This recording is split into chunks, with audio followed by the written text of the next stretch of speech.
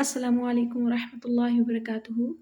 آج ہم بات کرنے جا رہے ہیں زندگی میں جو ہمیں چھوٹی بڑی بہت بڑی دل توڑ دینے والی صدمے لگ جانے والے رنج تکلیف غم اچانک سے جو پہنچتا ہے اس کے اوپر ہمارا رد عمل کیسا ہونا چاہیے، کیونکہ اللہ کے نبی صلی اللہ علیہ وسلم نے فرمایا کہ صبر تو پہلے وقتوں کا ہے، بعد میں تو انسان کو صبر آ جاتا ہے۔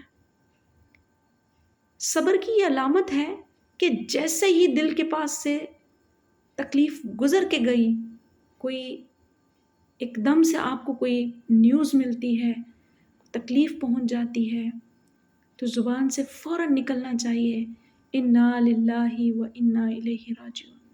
یہ کسی نقصان پہ ہو سکتی ہے، کسی جانی نقصان پر، مالی نقصان پر، آپ کے جو گھریلو ہوتے ہیں معاملات، کسی اچانک سے پہنچنے والی خبر جو آپ کے دل کو ناگوار گزرے، اس کے اوپر بھی ہم یہ کہہ سکتے ہیں انا للہ و انا الیہ راجعون۔ کیونکہ اللہ کہتا ہے، ان کے معنی کیا آتے ہیں؟ یہ آتا ہے کہ بے شک ہم اللہ ہی کے لیے ہیں، ہم اللہ ہی کی طرف لوٹنے والے ہیں اور ہم اللہ ہی کی طرف لوٹنے والے ہیں۔ تو جو لوگ صدمے کے موقع پر یہ زبان سے کلمے کہتے ہیں، ان کے بارے میں اللہ ارشاد فرماتا ہے اولئک علیہم صلوات من ربہم ورحمہ واولئک هم المہتدون۔ ایسے ہی لوگ اللہ کی رحمتیں ان کی طرف آتی ہیں، اللہ کی رحمتیں نازل ہوتی ہیں، اور یہی لوگ ہدایت پر ہیں جن کو پہلے لمحوں میں ہی اپنے رب کی طرف ہر معاملے کو پہنچا دیتے ہیں۔ حضرت ابو ہریرہ رضی اللہ تعالیٰ عنہ راوی ہیں اس حدیث کے کہ رسول اللہ صلی اللہ علیہ وسلم نے ارشاد فرمایا، جب کسی آدمی کے جوتے کا تسمہ ٹوٹ جائے تو اسے چاہیے کہ انا للہ و انا الیہ راجعون پڑھے، کیونکہ یہ بھی ایک مصیبت ہے۔ یہ مشکات شریف کی حدیث ہے۔ اب دیکھیں، جوتے کا تسمہ ٹوٹنا معمولی سی تکلیف ہے، مصیبت ہے، یہ کسی بھی درجے کی معمولی تکلیف ہو تو ہمیں کہنا چاہیے انا للہ و انا الیہ راجعون۔ ہوتا کیا ہے کہ جب ہمیں اچانک سے کوئی ہماری تکلیف ہونے لگتی ہے، یہاں تک کہ کوئی سلپ ہونے لگتا ہے، تو اس کے منہ سے ایسے الفاظ نکل جاتے ہیں اکارڈنگ ٹو اسلام وہ کسی بھی طرح سے اپروپریٹ نہیں ہوتے، ان کا معنی کچھ بھی نہیں ہوتا، اور اس کو خود کو بھی اگر معلوم ہو کہ اس کا معنی کیا ہے تو اس کو بڑی شرمندگی سے ہو کہ میں کیا ایسے الفاظ اپنے منہ سے نکال رہا ہوں، کیسے عجیب عجیب منہ سے نکالنے لگ جاتے، اور پھر کہتے ہیں اوہو میں بچ گیا۔ اس نے پہلے لمحے ہی تکلیف پہنچتے انا للہ و انا الیہ راجعون کیوں نہ پڑھ لیا۔ ایک روایت میں آتا ہے ایک مرتبہ اچانک سے چراغ بجھ گیا تو حضور کریم صلی اللہ علیہ وسلم نے یہ آیت کریمہ پڑھی انا للہ و انا الیہ راجعون۔ اس سے معلوم ہوا چھوٹی سے چھوٹی تکلیف پر بھی انا للہ و انا الیہ راجعون پڑھنا چاہیے۔ اسی طرح روز مرہ پیش آنے والے وہ ناگوار واقعات،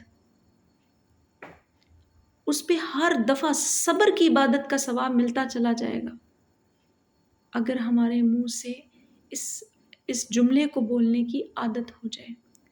کانٹا لگ گیا، دامن کسی چیز سے الجھ گیا، پاؤں پھسل گیا، گھر میں بجلی چلی گئی، کوئی تکلیف مل گئی ہے، کان میں کسی کی خبر غلط پہنچ گئی ہے، کوئی چیز گم ہو گئی، میں تو یہ کہتی ہوں کہ میں کسی کا ایمان جاتے ہوئے دیکھتی ہوں، اس پہ بھی میرا دل چاہتا ہے کہ انا للہ و انا الیہ راجعون پڑھا جائے۔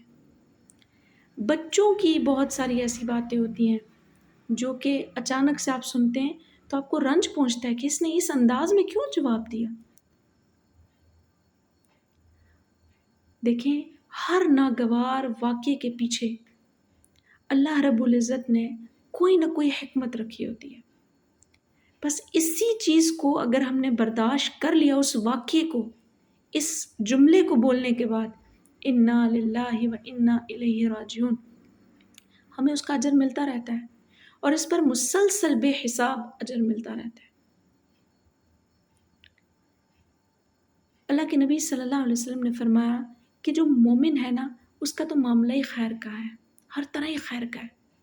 یہاں تک کہ وہ اپنی ایک جیب میں سے ہاتھ ڈالتا ہے، پتہ چلتا ہے اس میں تو وہ مطلوبہ چیز ہے ہی نہیں، اتنی دیر میں کہ جتنی دیر میں اس نے دوسری جیب تک پہنچ کے چیک کرنا ہے کہ کیا یہاں رقم موجود ہے یا مطلوبہ چیز موجود ہے، اس کے دل کو جو اچانک سے رنج پہنچا، اس پر بھی اس کو اجر ملتا ہے۔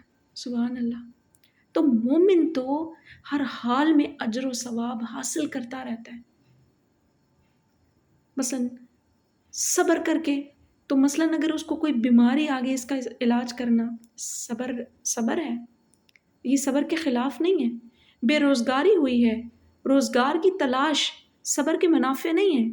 یہ تمام کوششیں کرتے رہنا چاہیے اور تکلیف دور ہونے کی دعائیں بھی کرتے رہنا چاہیے۔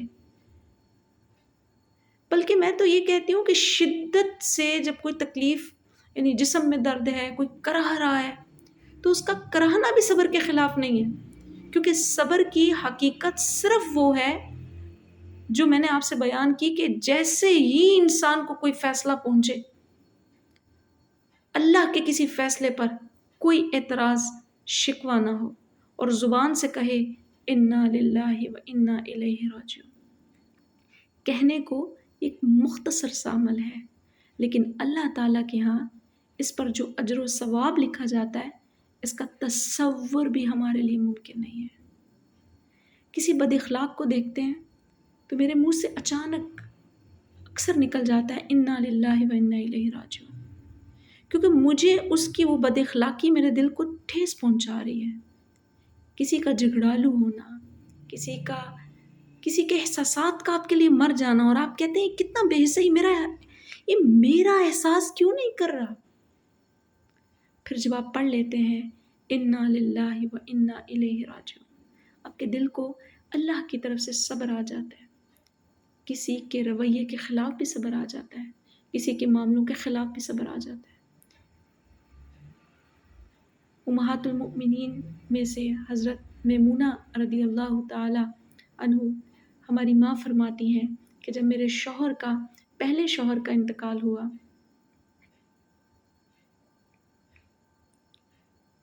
تو میں نے یہی دعا پڑھی انا للہ و انا الیہ راجعون، اللہم اجرنی فی مصیبتی واخلف لی خیرا منہا۔ اور کہتی ہیں کہ دیکھو اس کے بعد اللہ نے مجھے کتنا خوبصورت اجر دیا، اور میرا نکاح اللہ کے نبی صلی اللہ علیہ وسلم سے قرار پایا۔ اپنی زندگیوں میں لمحہ لمحہ دلوں کو پہنچنے والے صدمے، غم، تکلیف، ناگواری، کراہتیں، کچھ بھی جو پہنچتی ہے، اس کو اللہ کے سپرد کریں۔ اللہ ایسا اس کا سبب بنائے گا کہ وہ ساری اس کی جو تکلیف ہے اس کو آپ کے دل سے ہٹا دے گا، اس دل پہ آپ کا بوجھ نہیں آئے گا۔ اللہ تعالیٰ ہم سب میں صبر اور برداشت پیدا فرمائے اور ہمیں اپنے شکر گزار بندوں میں سے شامل فرمائے۔